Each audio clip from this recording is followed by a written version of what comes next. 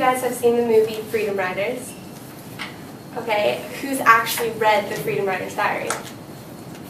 Nobody? Okay, well, you might be thinking, what really does the Freedom Riders have to do with me? But we were all once freshmen in high school, sitting in an English class thinking, why do we have to be here, right? Well, I'm going to tell you about the Freedom Riders and where it all came from, what it's all about, and the importance of it today. It originated in Long Beach, California at Wilson High School. The teacher, her name is Miss Gruwell. She graduated from the state of California, and when she started teaching at Wilson, she was a first-year teacher, so she really had no clue what she was getting into. But she got assigned the students that were unteachable, the kids that were affiliated with drugs and gangs and all that kind of thing. So, but also the Freedom Riders name came from the Freedom Riders, which I don't know if you know is back in the civil rights movement. There was a thing called the Freedom Riders where they went on the bus and the blacks and the whites sat together and the whites sat in back and the blacks sat in front. It was like a civil rights movement type of thing. But I got a quote from my English teacher because they asked her about, if she really thinks that it could work. She said, "It's remarkable what Miss Gruwell did for those students. She proves that it might not be impossible to teach every kind of student, bad or good." So I'm going to tell you kind of how it all started. It all started one day in class when one of the students made fun of another student for the size of their lips. And Miss Gruwell got really upset and she kind of connected it to the Holocaust because how the Jewish people had big noses, so they kind of, and she also affiliated it with gangs because the Holocaust was kind of like a gang type of thing. But no student in the class knew what the Holocaust was, so she changed her entire lesson plan to revolve around the Holocaust. So they started reading the Anne Frank diary, which is how the class assignment of writing their own diaries came up.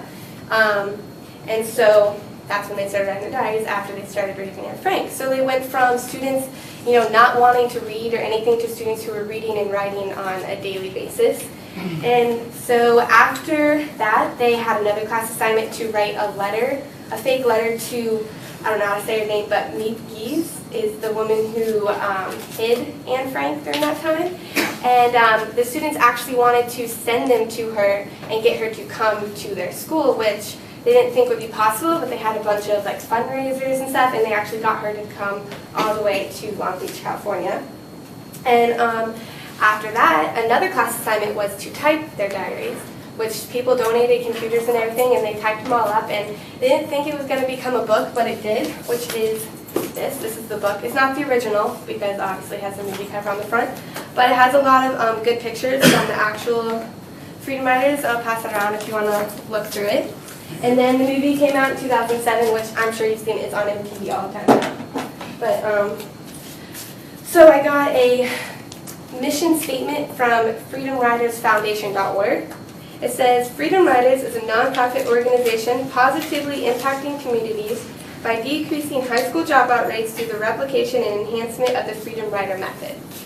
So the importance of it today is they have a foundation and you can donate money, and this was founded in 1997. They give out scholarships. It's like an artsy scholarship where you do an art project or you write poetry or, write. They have a guest speaker program where they go and they tell their story to other students, and but that's really hard to get them to go there, really hard.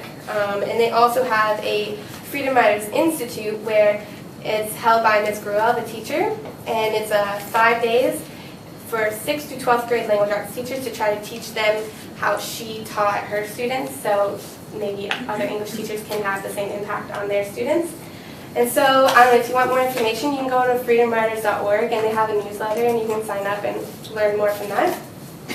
So now that I told you, more about the Freedom Riders, where it came from, what it was all about, and the importance of it, maybe you'll actually want to read it. It's actually a really, really good book. You'd be surprised at some of the things that those kids had to go through at such a young age. And I'm going to end in a quote from Miep Gies. Still not sure if that's how you say her name, but it's a really memorable, famous quote from her. She said, "But even an ordinary secretary or a housewife or a teenager can, within their own small ways, turn on a small light in a dark room."